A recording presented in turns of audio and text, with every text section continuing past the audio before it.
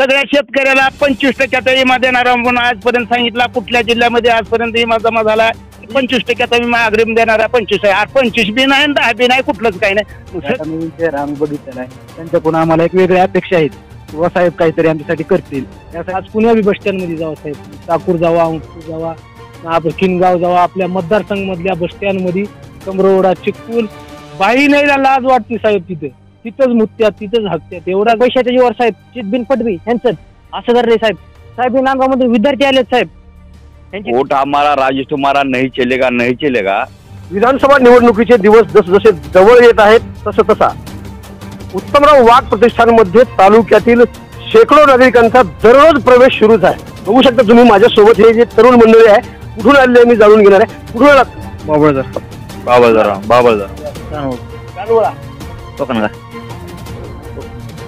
नांदगाव, जानवळ, नांदगाव, कोकणगा. जानवळ मंडळी जे बघता तुम्ही, जानवळ, नांदुरा, मांडमी, कोकणगा, आजनसोंडा या ठिकाणाहून आलेले आहे. अजून माझ्यासोबत काही तरुण आहेत, नागरिक आहेत. मांडवळ, मांडणी, आजनसोंडा, खुर्द, नांदगाव, नांदगाव, कोकणगा, नांदगाव, कोकणगा, कोकणगा, कोकणगा, कोकणगा. ही सर्व मंडळी कोकणग्याची आहे. नेमका काय उद्देश आहे या मंडळीचा आता मी जाणून घेण्यासाठी काही तरुण मित्राकडे जाणार आहे. विद्यार्थी दशेतील हे तरुण आहेत. काय नेमकं कारण आहे उत्तमराव वाघ प्रतिष्ठानमध्ये आज तुम्ही इतक्या मोठ्या संख्येनं जे प्रवेश केलेला आहे? नवीन समाजामध्ये नवीन बदल घडून यावा ही अपेक्षा आहे. उत्तमराव वाघ समाजामध्ये बदल घडवून आणतील असं वाटतंय तुम्हाला? हो वाटते, कारण इतके दिवस झालं आमदारांनी दुसऱ्या कोणत्या समाजात काही बदल केला नाही. आता एक नवीन आमदार म्हणून त्यांना निवडून दिले तर बदल करतील अशी अपेक्षा आहे. काय सांगायचंय काका, उत्तमराव वाघ प्रतिष्ठानमध्ये तुम्ही आज प्रवेश केलेला आहे? आजपर्यंतच्या ज्या आमदाराचं बघितलं त्याने काय केलं, त्याच्याकरता आम्हाला एक नवीन चेहरा या मतदारसंघामध्ये द्यायचा आहे. आणि आमच्या अपेक्षा अशा आहेत की आता हे वाघ साहेब पुढे चालून सन्या हे तरुण पिढीला काही होणार मार्गदर्शन करून चांगल्या पिढीला कुठं काही घडवण्याचा कार्यक्रम करतील. हे महागाईचे आमदार आजपर्यंत बापदाद्यांना निवडून दिले, त्याच्या पाठीमागे आजपर्यंत राहिलो. सगळ्या शेतकऱ्याला 25% विमा देणारा म्हणून आजपर्यंत सांगितला. कुठल्या जिल्ह्यामध्ये आजपर्यंत विमा जमा झाला एक रेणापूर काय तर त्याच्यामध्ये घेतला वाटते. असं त्याच्यात थोडी माहिती मी बी वाचत बसलो. तुम्ही पत्रकार असताना तुम्ही पेपरला बातम्या रोजच देत होता की 25% विमा अग्रिम देणारा 25 आहे. 25 बी नाही 10 बी नाही, कुठलंच काही नाही. सगळे आमदार बघून बसलेत, आता काय फरक पडला आहे? एवढी बारा आपण जनतेनं सगळे जर वाघ साहेबाच्या पाठीमागे राहिले तर काहीच अडचण पडणार नाही. वाघ साहेब निश्चितपणानं काम करतील आणि नवीन तरुण पिढीनं सगळे हे वाघ साहेबाच्या पाठीमागे राहू ही सांगतो. तरुण मतदार माझ्या सोबत आहेत, आपण त्यांच्याकडे जाऊया. काय सांगायचं, उत्तमराव वाघ प्रतिष्ठानमध्ये तुम्ही आज प्रवेश केलेला आहे? आम्ही प्रवेश केलेला आहे, कारण आतापर्यंत जेवढे चेहरे पाहिलो तेवढे आम्हाला काहीच झालेलं नाही. आता नवीन पिढीसाठी आम्ही पक्षामध्ये प्रवेश केलेला आहे. आम्हाला अपेक्षा आहेत की सरांकडून काहीतरी आम्हाला ही होईल. कुठून आलात आणि नेमकं काय प्रतिक्रिया आहेत? आज तुम्ही उत्तमराव वाघ प्रतिष्ठानमध्ये प्रवेश केलेला आहे? नांदगावमधून आलेला आहे. आम्ही काही तरुण मंडळी आलेले विद्यार्थी, आमचे काही त्यामध्ये बसचे प्रश्न आहेत, भरपूर असे काही प्रश्न आहेत गावातले. बस आजपर्यंत जे काय आम्ही सगळे जे आमदार बघितले ते निवडणुकीच्या पुढे येत होते आणि निवडणूक झाल्यानंतर सगळे जात होते. नंतर ते फोन लावले, काही जरी केले तर नंतर ते गावात भेट पण द्यायला येते. जे काही गरीबाच्या अडचणी आहेत त्यांना पण ते काही तेवढं रिस्पॉन्स देत नव्हते. आता नवीन चेहरा आम्ही बघितलेला आहे, त्यांच्याकडून आम्हाला एक वेगळ्या अपेक्षा आहेत किंवा साहेब काहीतरी आमच्यासाठी करतील. यासाठी आम्ही इथवर आलोय, आज त्यांच्यासाठी पक्षात प्रवेश घेतलो. एवढी आमच्या इच्छा आहे ती मागणी त्यांनी. उम्मीद पे दुनिया कायम है या म्हणीला साजेल असं या तरुणांकडून अपेक्षा व्यक्त केल्या जात आहेत.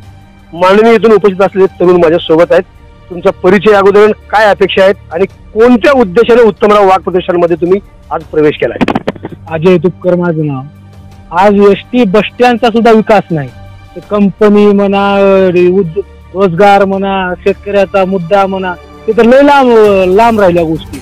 आज पुण्या बस स्टँड मध्ये जावा साहेब, टाकूर जावा, अंकूर जावा, आपण किनगाव जावा, आपल्या मतदारसंघ मधल्या बस स्टँड मध्ये कमरोडा, चिकूल, बाई नाही लाज वाटते साहेब.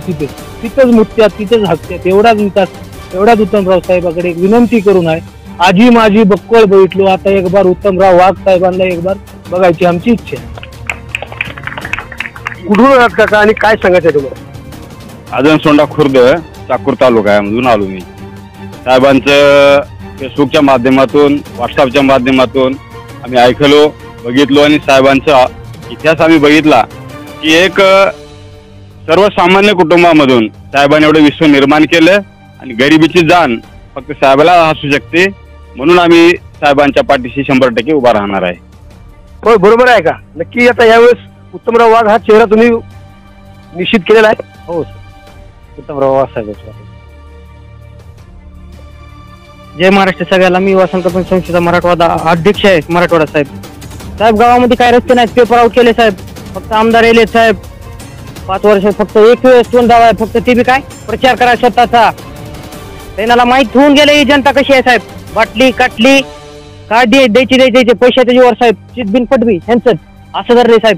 साहेब नांदगावमध्ये विद्यार्थी आलेत साहेब, त्यांची काय भावना आहे. बसची अडचण चालू आहे, बस एवढी फुल होऊन चालू म्हणतात का नाही, जागा नाही थांबाय, कसं जायचं विद्यार्थ्यांनी, लय अडचणी आहेत साहेब. म्हणून आम्ही एकमेव आमचे साहेब यांना 100% 100% आणणार आमदार करून आणि आमच्या विधानसभेमध्ये प्रश्न मांडायच लावणार, ही माझी इच्छा आहे. आदनसोंडा खुर्द, चाकूर तालुका. कारण वोट हमारा राजेश तुम्हारा नहीं चलेगा. आतापर्यंत आमदार आलेले सर्व आमदाराचा आम्ही कार्यकाळ पाहिलेला आहे. यानंतर जो सत्तेपासून वंचित आहे, जो गरिबाच्या कार्यासाठी सतत झटणारे बोलून येतो, म्हणून आमचे वाघ साहेब आम्ही यांच्या पाठीशी खंबीरपणे उभा टाकून त्यांना विधानसभेत आम्ही पाठवणार आहे. आणि सर्व आमच्या कार्यकर्त्यांना बी आम्ही सांगू, तेवढ्या वेळेस आपल्या वाघ साहेबाच्या पाठीशी राहू. वोट हमारा राज तुम्हारा नहीं चलेगा हे सत्ताधारी आणि विधानसभा निवडणुकीची तयारी करणाऱ्या सर्वच उमेदवारांना, भावी उमेदवारांना इशाराच म्हणता येईल. कारण काकांनी आता त्यांच्या शब्दामध्ये व्यक्त केलेलं आहे की वोट हमारा आणि राज तुम्हारा असं चालणार नाही. कारण ज्यांना आम्ही वोट दिलं ते आता नक्कीच विधानसभामध्ये पोहोचणार आहेत आणि ते भावी आमदार म्हणून ज्यांच्याकडे या जनतेनं पाहिलेलं आहे ते उत्तमराव वाघ साहेब माझ्यासोबत आहेत. एकही दिवस खंड जात नाही. आज अनेक दिवसापासून बघतोय, दररोज शेकडो लोकांचा प्रवेश उत्तमराव वाघ प्रतिष्ठानमध्ये होताना दिसत आहे. कसं बघता आणि काय तुमच्या प्रतिक्रिया आहे? नमस्कार, मी उत्तमराव चंद्रकांत वाघ, अहमदपूर चाकूर विधानसभा मतदारसंघ. आता जनतेला सुद्धा कळायला लागले की बाबा आपल्या मतदारसंघामध्ये ह्या जुन्या लोकांनी काही विकास केलेला नाही आणि ह्या विकासाचे मुद्दे घेऊन आता सांगितले आपल्या कार्यकर्त्यांनी की वोट हमारा राज तुम्हारा, अभी ये डायलॉग नहीं चलेगा.